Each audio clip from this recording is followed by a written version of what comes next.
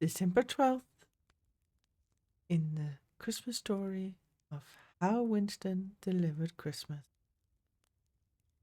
Chapter 12, Splash and Splatter.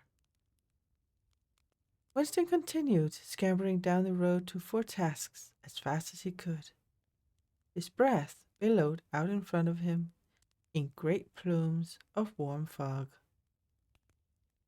He imagined for a moment that he was one of the enormous trains that huffed and puffed in and out of the city from the busy stations clotted around town.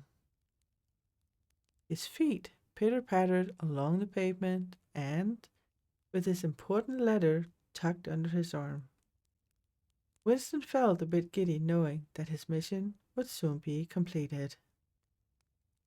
He noticed that some of the people he passed were carrying parcels wrapped in the jazziest paper, many of which were adorned with ribbons and crinkly bows.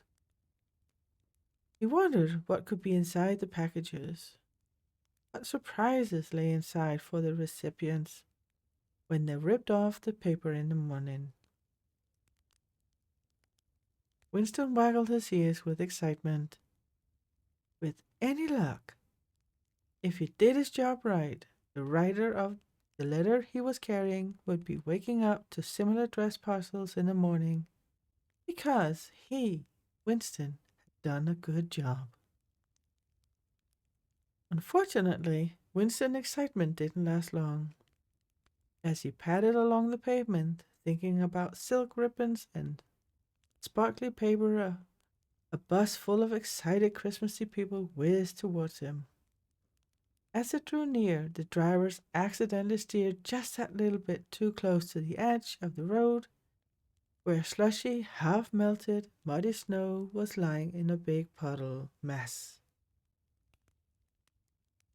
The wheels threw a great splash of the icy snow water in the air, which then splattered across the pavement.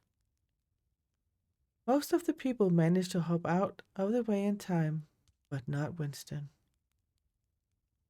The slush landed all over him.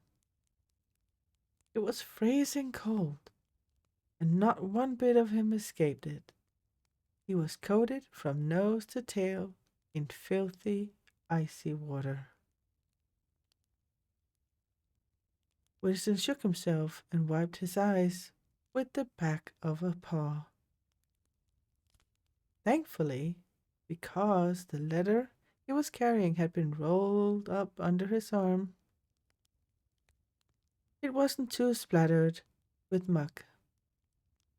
Winston unraveled it and gave it a good shake. But this was his big mistake. He heard another van whizzing along the street beside him. There was no way Winston was going to be splattered again, so he dived out of the way, but the envelope slipped out of his wet paws. It was lifted high into the air above him before being snatched by a chilly puff of wind. "No!" squeaked Winston. He leaped up to try to grab it, but it was too high. Horrified, all Winston could do was stand covered in dripping muddly-puddly water and watched as the wind blew the letter into the road. It fluttered about, buffeted against the side of vehicles, and whipped off windscreens by busy wipers before slapping to a halt against a traffic light pole in the middle of the street. He had to get it back, and the only way to do that was to cross the busy road and try not to get himself squished in the process. Winston gulped.